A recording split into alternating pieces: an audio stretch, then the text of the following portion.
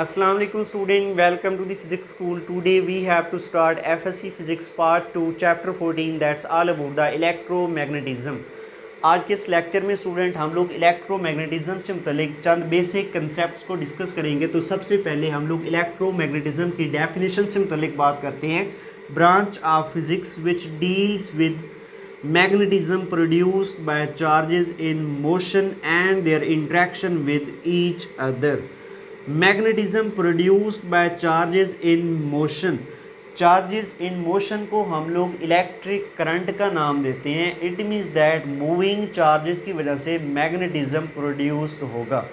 Electromagnetism is the magnetic field produced due to a moving charges. It means that इस chapter के अंदर हम लोग एक कंडक्टर के अक्रॉस मूविंग चार्जेस की वजह से प्रोड्यूस होने वाले मैग्नेटिक फील्ड स्ट्रेंथ के इंट्रैक्शन से मुतल्लिक पढ़ेंगे। आइए अपना फर्स्ट टॉपिक स्टार्ट करते हैं। Magnetic field due to current in a straight wire. एक स्ट्रेट वायर में करंट की वजह से प्रोड्यूस होने वाले मैग्नेटिक फील्ड स्ट्रेंथ से मुतल्लिक हम लोग बात करेंगे। इसके लिए हम लोग एक छोटा सा एक्सपेरिमेंट करते हैं स्टूडेंट। लेट्स सपोज ये मेरे पास एक पीस ऑफ वायर है, पीस ऑफ कंडक्टर है जो कि एक कार्डबोर्ड में से पास हो रहा है। इस पीस ऑफ वायर के दोनों एंड्स के अक्रॉस मैंने एक बैटरी कनेक्ट कर दी है जिसका पोटेंशियल V है, और यहाँ पे मेरे पास सर्किट में एक मैंने स्विच भी लगा दिया है। हम लोग जैसे ही स्विच को क्लोज करेंगे इस सर्किट में से कोई ना कोई करंट फ्लो करेगा, चार्जेस मूव करेंगे। और आप लोग इलेक्ट्रोमैग्नेटिज्म की डेफिनेशन पढ़ चुके हैं।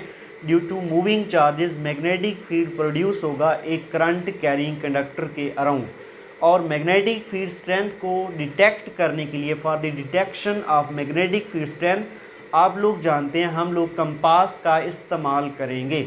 जैसे ही हम लोग इस स्विच को क्लोज करेंगे तो इस करंट कैरिंग कंडक्टर के अराउंड प्रोड्यूस होने वाले मैग्नेटिक फील्ड स्ट्रेंथ की डिटेक्शन के लिए हम लोग कंपास का इस्तेमाल करते हैं। तो मैंने यहाँ पे इस करंट कैरिंग कंडक्टर के अराउंड इक्वी डिस्टेंस पे ये 4 नंबर ऑफ कंपास प्लेस कर दिए हैं। जैसे ही स्टूडेंट स्विच ओपन है, कोई करंट इस सर्किट में से फ्लो नहीं कर रहा। इट मीन्स दैट ये जो कंपास हैं ये एक ही डायरेक्शन में होंगी और ये रिप्रेजेंट करेंगी the magnetic field due to earth. ये अर्थ के मैग्नेटिक फील्ड के अक्रॉस अपने आप को अरेंज कर देंगी, अलाइन कर देंगी, एक ही डायरेक्शन में होंगी। इनका डायरेक्शन होगा फ्रॉम साउथ टू नॉर्थ।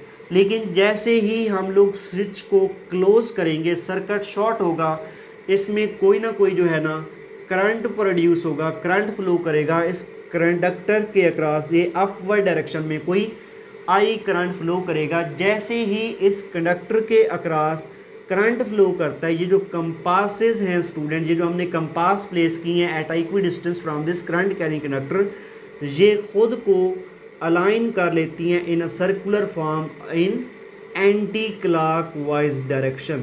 ये एंटी क्लॉकवाइज डायरेक्शन में एक सर्कुलर फॉर्म में खुद को इस करंट कैरिंग कंडक्टर के अराउंड जो है ना एडजस्ट कर लेंगी। इनका अपने आप को सर्कुलर फॉर्म में इन एंटी क्लॉकवाइज डायरेक्शन में एडजस्ट करना ये डिटेक्ट करता है कि जैसे ही इस कंडक्टर में से करंट पास होता है तो इसके अराउंड जो है कोई ना कोई मैग्नेटिक फील्ड प्रोड्यूस होता है।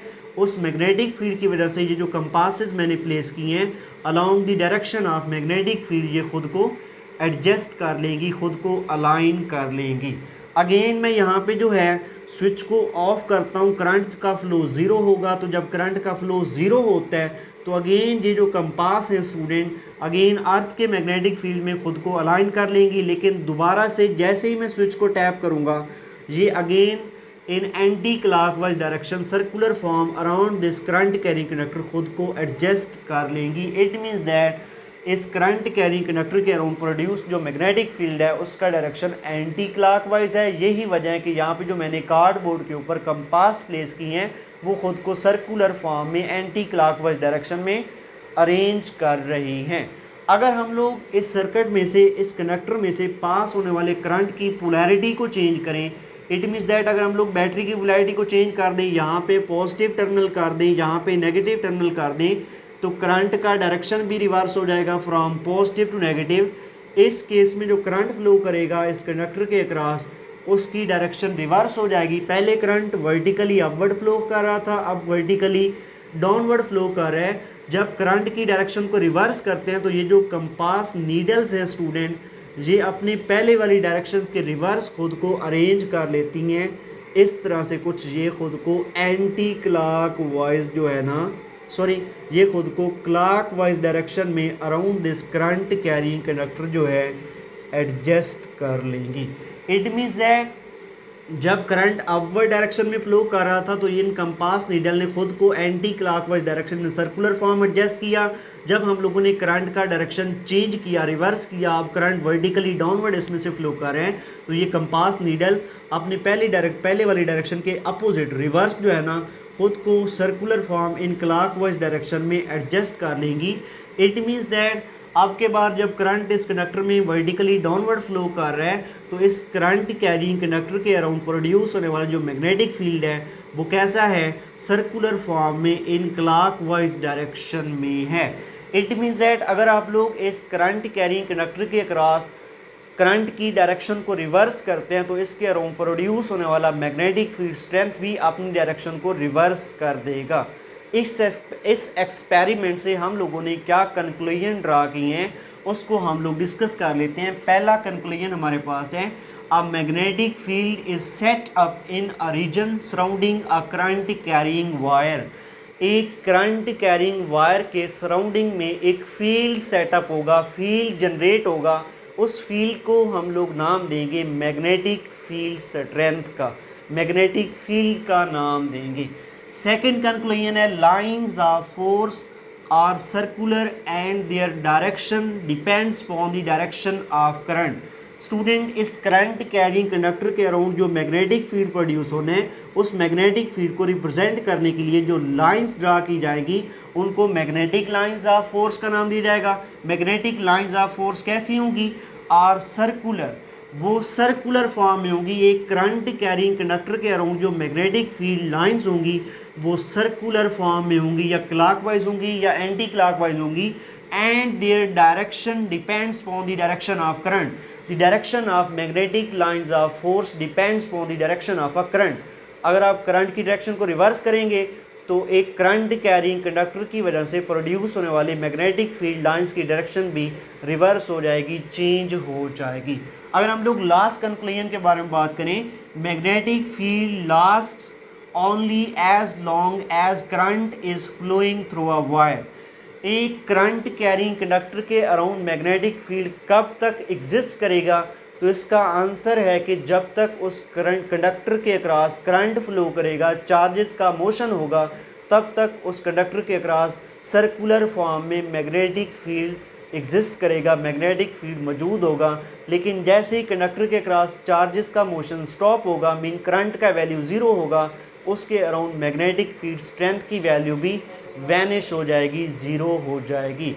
ऑन लास्ट अगर हम लोग एक करंट कैरिंग कंडक्टर की वजह से प्रोड्यूस होने वाले मैग्नेटिक फील्ड स्ट्रेंथ की डायरेक्शन पे बात करें तो उसके लिए हम लोग स्टूडेंट राइट हैंड रूल का इस्तेमाल करते हैं। लेट्स सपोज ये मेरे पास एक पीस ऑफ कंडक्टर है, पीस ऑफ वायर है, जिसमें से अपवर्ड डायरेक्शन में कोई ना कोई करंट फ्लो कर रहा है। तो राइट हैंड रूल क्या है, grasp the current carrying conductor in your right hand in such a way that if your erected thumb is in the direction of a current, then circular curling finger will be a direction of a magnetic field। एक current carry conductor को अपने right hand में इस तरह से पकड़ें कि अगर आपका थंब करंट की डायरेक्शन में हो तो ये कर्लिंग फिंगर्स जो होंगी स्टूडेंट, ये मैग्नेटिक फील्ड स्ट्रेंथ की डायरेक्शन को रिप्रेजेंट करेंगी। तो हम लोग पहले केस की अगर हम लोग बात करें, जब करंट वर्टिकली अपवर्ड फ्लो कर रहा था तो कंपास नीडल्स ने खुद को सर्कुलर एंटी क्लॉकवाइज डायरेक्शन में अरेंज किया था। तो उस केस में क्या क्या डायरेक्शन बना, एंटी क्लॉकवाइज। तो देखते हैं इसको, करंट अगर थंब मेरा करंट की डायरेक्शन में है तो ये कर्लिंग फिंगर स्टूडेंट कैसे आ रही हैं, एंटी क्लॉकवाइज। यस, इस करंट कैरिंग कंडक्टर के अराउंड अगर करंट अपवर्ड डायरेक्शन में है, इसके अराउंड जो मैग्नेटिक फील्ड जनरेट होना है सर्कुलर फॉर्म में, उसका डायरेक्शन एंटी क्लॉकवाइज होगा। अगर हम लोग इस कंडक्टर के क्रॉस करंट की डायरेक्शन को वर्टिकली डाउनवर्ड कर दें तो उस केस में मैं इसको ऐसे पकड़ूंगा, मेरा थंब जो है स्टूडेंट वो करंट की डायरेक्शन में है, तो ये जो मेरी कर्लिंग फिंगर्स होंगी ये सर्कुलर मैग्नेटिक फील्ड की डायरेक्शन को रिप्रेजेंट करेंगी। तो इस केस में मेरे पास जो कर्लिंग फिंगर्स हैं वो क्लॉकवाइज आ रही हैं, तो मींस दैट जब इस कंडक्टर में से वर्टिकली डाउनवर्ड करंट पास होगा इसके अराउंड जो मैग्नेटिक कंपास पड़ी हुई हैं वो खुद को सर्कुलर क्लॉकवाइज डायरेक्शन में अरेंज कर लेंगी, जो कि मैग्नेटिक फील्ड स्ट्रेंथ की डायरेक्शन को रिप्रेजेंट करेगा। ये था हमारे पास basic topic about the electromagnetism. मिलते हैं नेक्स्ट वीडियो में, तब तक के लिए अल्लाह हाफिज़। अपना बहुत ज़्यादा ख्याल रखिएगा और हमारे चैनल को सब्सक्राइब करना मत भूलिएगा।